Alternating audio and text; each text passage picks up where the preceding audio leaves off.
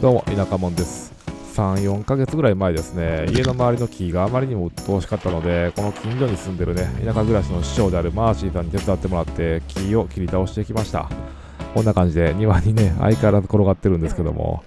で、薪ストーブがあるので、そのね、薪ストーブ用の薪として保管していきたいなっていうことで、ちょっとしっかりしたね、薪棚を作りたいなと思って、単管パイプで、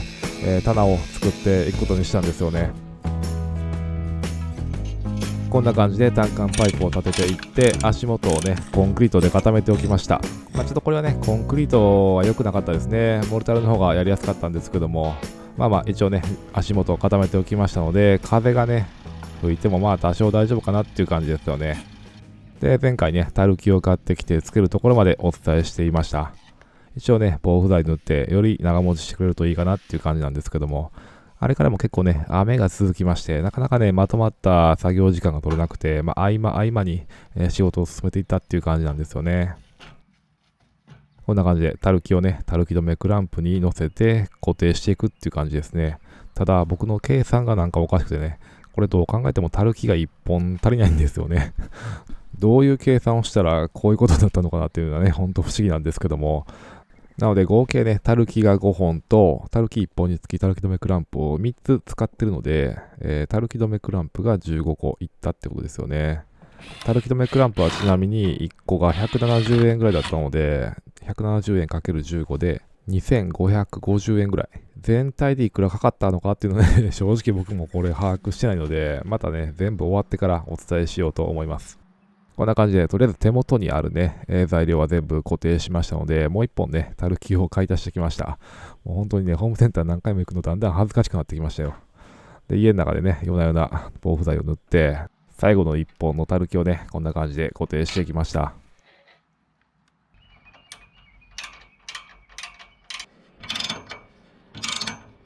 こんな感じでクランプにタルキを固定していくんですね。で、他の部分は普通の皿頭のビスでやったんですけども、最後はちょっと鍋頭を選んでみました。なんかこっちの方がね、しっくりきましたね。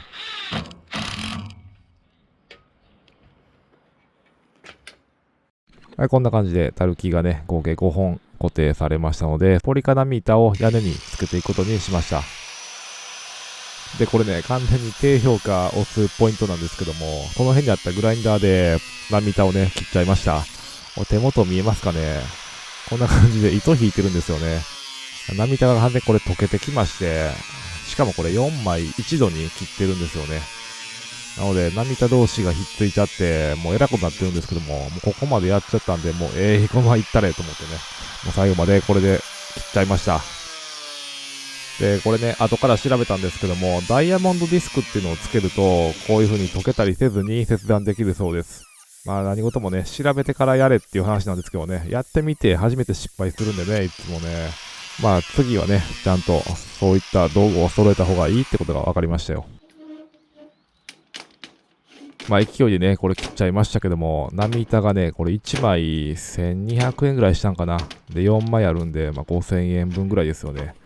これ取れへんかったら5000円パーやんと思ってね、内心結構ヒヤヒヤしながらやってたんですけど、勢いよくね、パーッと取ったらね、全然取れました。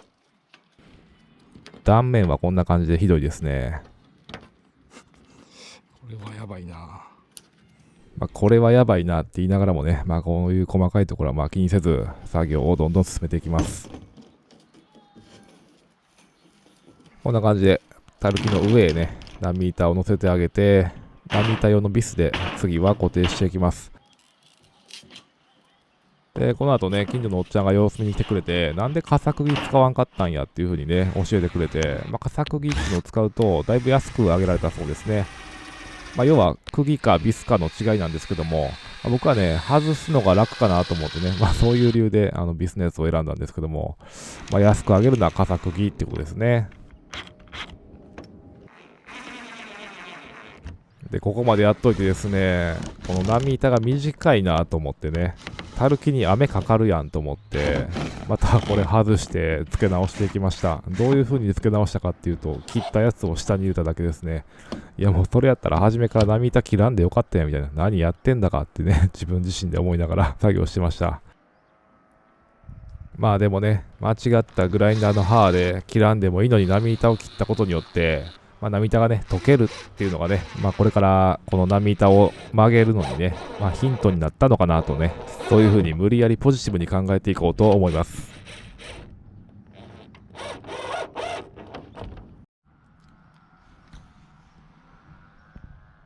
とりあえずこんな感じでね、波板付け終わりました。重なり幅がね、まちまちだったりとかね、してちょっと気持ち悪いところはあるんですけども、波板をね、屋根にこうやってつけるのって初めてやったんで、初めてやった割にこれでええかっていう感じですよ。両サイドね、もうちょっと幅を出してもよかったのかなと思ったりもします。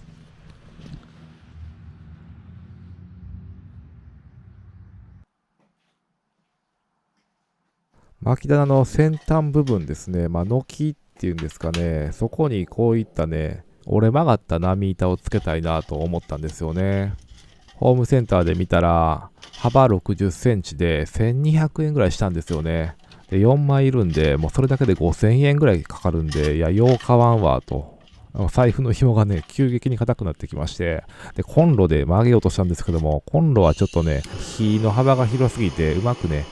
こう熱を集中させられなかったんですよね。で、ヒートガンがあればよかったんですけど、ヒートガンを持ってないので、それ買ってたらね、結局一緒なんで、何かこう手近であるものでできないかなと思ったら、バーナーがあったんですよね。でバーナーでちょっとダメ元で、チャレンジしてみることにしました。で、やってみたらですね、意外とちゃんと曲がるんですよね。初めはね、もっとぐちゃぐちゃになってしまうかなと思ってたんですけども、ちゃんとね、狙った方向に曲がってくれるんですよね。いやいや、これは意外といけるぞと思ってね、結構ね、これやってる時はすごい気持ちがワクワクしてきましたよ。いや、言ったらね、道歩いてて5000円拾ったようなもんですからね、そら気持ちもワクワクしますよね。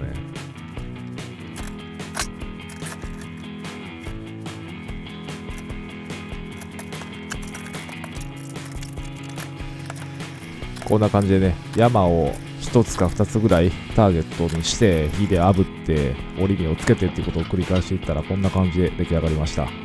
どうでしょうか。いやいや、なんか僕的にはね、いやこれめっちゃええやんと思ってね、すごい嬉しさで溢れてますよ。ただね、これよく見ると火を当てすぎたところはこんな風に気泡ができちゃうんですよね。こういうところはやっぱね、強度はガタ落ちになってしまうんだろうなとは思うんですけども、こうやって水を入れてみたら、水漏れもないので、とりあえずこれでいけるんじゃないかなと思ってね、本当にね、お金拾ったような気持ちですよ。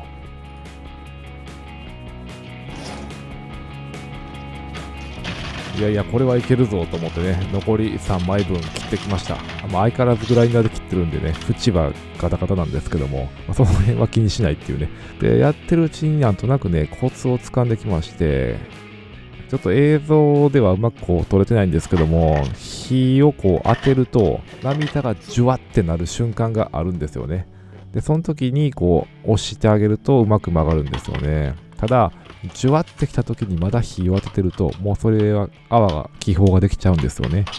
なので、こう、3回か4回ぐらいこう火でふわっとタッチしてあげると、火を離した瞬間に波板がジュワってくるっていうのがね、なんとなく見えてきました。ただね、1枚目がね、すごく綺麗にできたんですけど、残りのね、3枚はどうしても反っちゃうんですよね。今こうして振り返ってみると何が違うかっていうと、1枚目は2回に分けて熱してるんですよね。残りの3枚は一度で熱して曲げてっていうことをしてるので、もしかしたらその辺で反り方に違いが出てるのかなと思ったりしますね。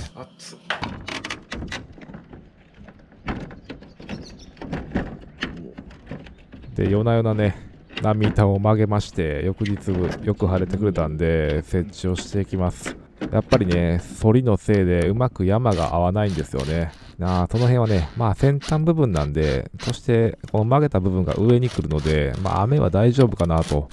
思いますね。で、無理やりね、浮かないようにだけビスを止めていくっていう感じで固定していきました。こんな感じで若干へっぴり腰で作業してますけども、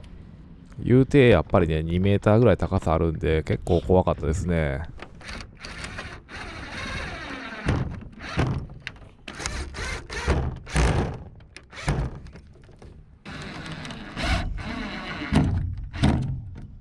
こんな感じで、若干ガタガタですけどね、固定し終わりました。こんな感じですね。手作り感丸出しって感じですけどね。曲げる角度も一定じゃないんで、ちょっとね、バラバラですけども、ちょっと風が不安ですよね。そして続いてね、薪を乗せていく部分に、すのこみたいなものを作っていこうと思います。この辺はね、廃材が大量にあったんで、助かりましたね。こんなんもね、買ってたら結構な額になりますよね。こういう感じになるイメージですね。で、いつものように防腐剤を塗ってあげて、ちょっと乾燥したら、すのこのようにね、組み立てていきます。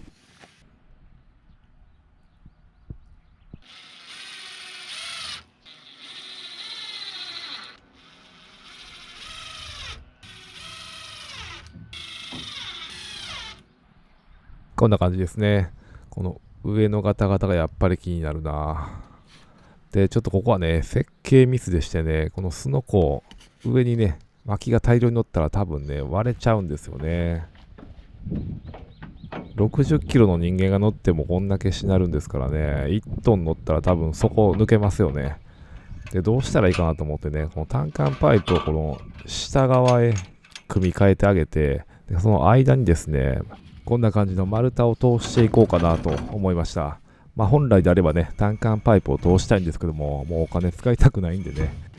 で、この木はどうしたかっていうと、以前ね、床下を掃除した時に床下から大量に出てきたこの丸太。昔ね、農業で使っていたものだと思うんですけども、これね、ほとんどシロアリで食われてたんですけども、しっかりしてるのを2本ほど探し出してきまして、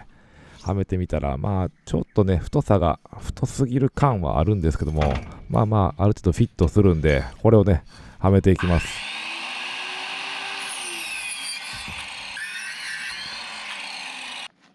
頑張って長持ちしてくれよっていうね、気持ちを込めて、もうこれでもかっちゅうぐらいね、防腐剤を塗り込んどきました。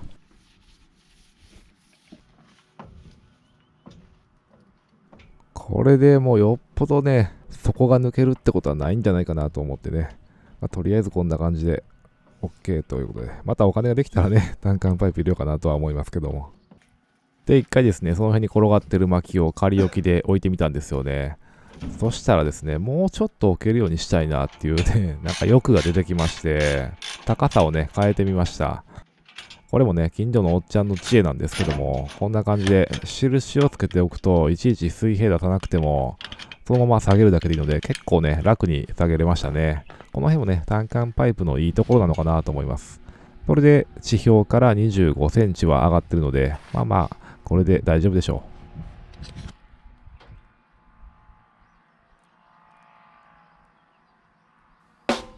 こんな感じでね、また話が長くなってきましたのでね、また続きは次回お話したいと思います。次は、薪が倒れていかないように、側面をね、カバーしていこうと思います。波板をね、つけようかなと思ったりもしたんですけども、全部囲っちゃうとね、また風が怖いですし、風がちゃんと通れば、多少雨に濡れても薪は乾くかなと思ってね、もう支えだけで終わりにしておきました。そしてひたすら放置されていた薪をね、どんどん薪割りしていって庭をね、きれいにしていきたいと思います。